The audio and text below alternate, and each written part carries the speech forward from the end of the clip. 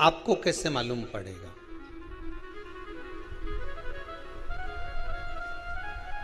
पितृ भूखे हैं, इसका तो वर्णन हमने पहले कर दिया कि रात्रि को जब आप सोने के बाद में 1-1.5 घंटे बाद अगर आपकी नींद खुल जाए, 1 घंटा 1.5 घंटा आप सो लिए, उसके बाद जो नींद खुली तो 1-1.5 घंटे तक अगर आपको नींद नहीं आ रही है, रात्रि को सोने के बाद में 1 घंटे बाद जब उठे तो आपको प्यास लग गई,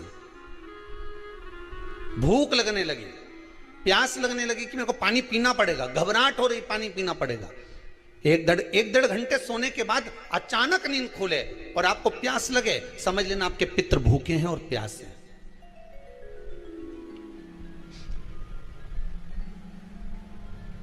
वो भूखे और प्यासे हैं, उनको जल की जरूरत है।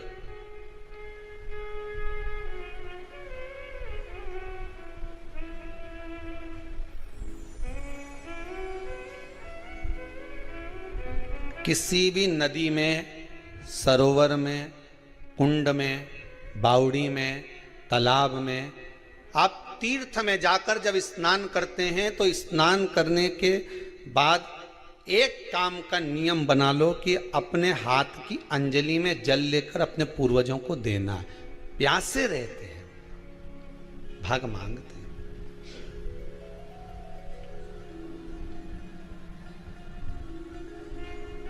भाग प्राप्त करना। 3 वृक्ष पितरों के तुल्य हैं। नैमिषारण्य की कथा में भी कहा था 3 वृक्ष पितरों के तुल्य हैं। पहला पीपल, दूसरा बट वृक्ष, तीसरा बेलपत्र का वृक्ष। ये पितरों के तुल्य हैं। अगर आपको रात्रि में नींद नहीं आ रही है, ऐसा लगता है कि रात्रि को 1 घंटा 1.5 घंटा सोने के बाद कुछ गलत गलत विचार आने लगते हैं, नींद सुबह 3 बजे तक 4 बजे तक नहीं आती, 4 बजे के बाद फिर नींद आती है, तो एक प्रैक्टिकल जरूर कर देखना। एक प्रैक्टिकल करने में क्या जाता है, प्रयास करने में क्या कुछ जाता है क्या? प्रैक्टिकल कर देखना कि कहीं सियोर वाला महाराज झूठ तो नहीं बोल रहा, तो प्रैक्टिकल करने में कुछ नहीं जाए। 1 लोटा पानी लो, उसमें थोड़ा सा कच्चा दूध डाल लीजिए, श्राद्ध पक्ष चल रहा है, बेलपत्री का पेड़ या पीपल का पेड़ या बट का पेड़, इन पेड़ के नीचे ले जाकर उस दूध को दोपहर में सुबह 10 बजे से लेकर 12 बजे के बीच में ले जाकर चढ़ा दीजिए। रात्रि को फिर ना आपको प्यास लगेगी, ना भूख लगेगी, नींद एक बार लगी तो सुबह ही खुलेगी। प्रैक्टिकल करने में क्या जाता है? पानी डालने में तुम्हारा कुछ जाएगा? अरे बोलो तो सरी, हाँ मैं 10 रुपया का दूध जरूर उसमें, और तुम इतनी चतुर हो, इतना सारा दूध थोड़ी डालोगी, तुम 2 चिल्ला डालोगे। कहाँ तुम इतना डालने वाली हो है?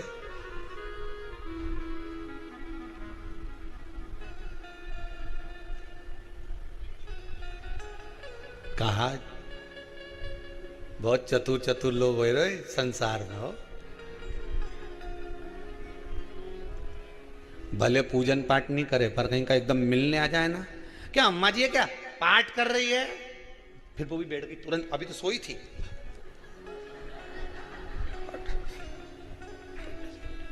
तुरंत।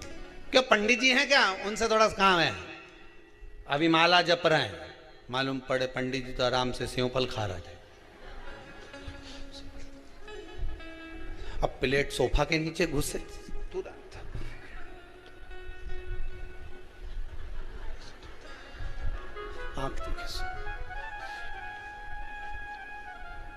प्रैक्टिकल करने में क्या जाता है? कुछ भी नहीं बिगड़ेगा। ये तो बस जल डालोगे तुम्हारा ही कुछ अच्छा हो सकता है, बाबा की कृपा है।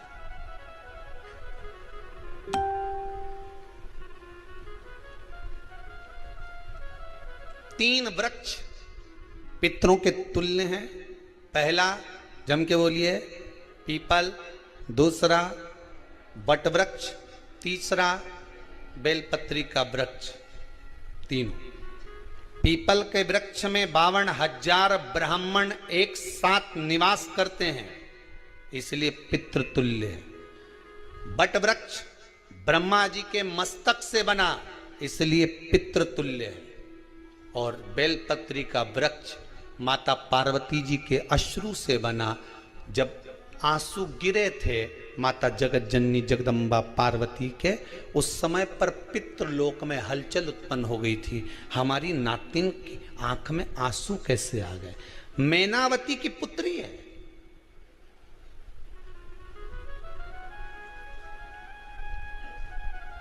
पितरों की नातिन, इसकी अश्रु कैसे गिर गए?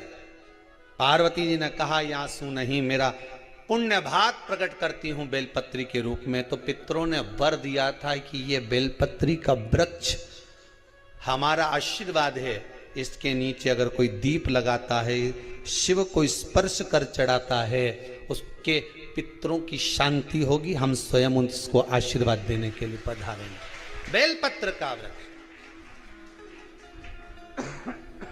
पितृतुल्य।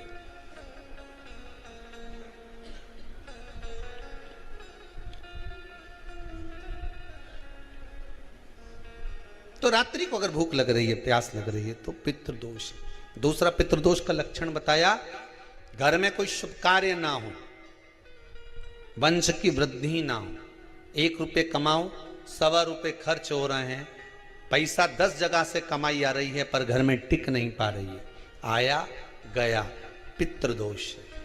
जरा सी कटोरी पड़ी है, उसके पीछे विवाद चालू हो जाए, पानी ढुल गया उसके पीछे विवाद हो जाए, या छोटी छोटी बात में घर में क्लेश मचा हुआ है, पितृदोष है। समझ लो हमारे पूर्वज हमसे खुश नहीं, प्रसन्न नहीं। कोई कहता है गुरुजी श्राद्ध बड़े बेटे को करना चाहिए कि छोटे को करना चाहिए?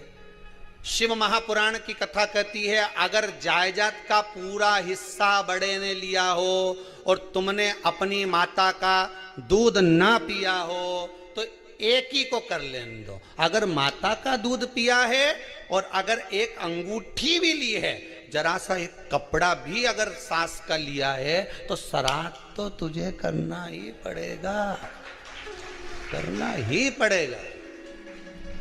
तूने मेरा दूध पिया है तो बिल्कुल जम के तो बोलो।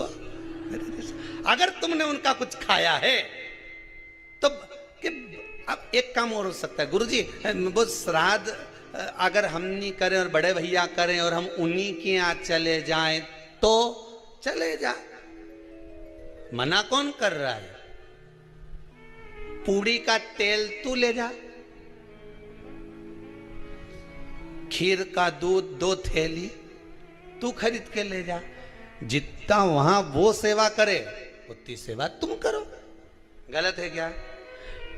जायदाद का भी तो हिस्सा किया था। सुई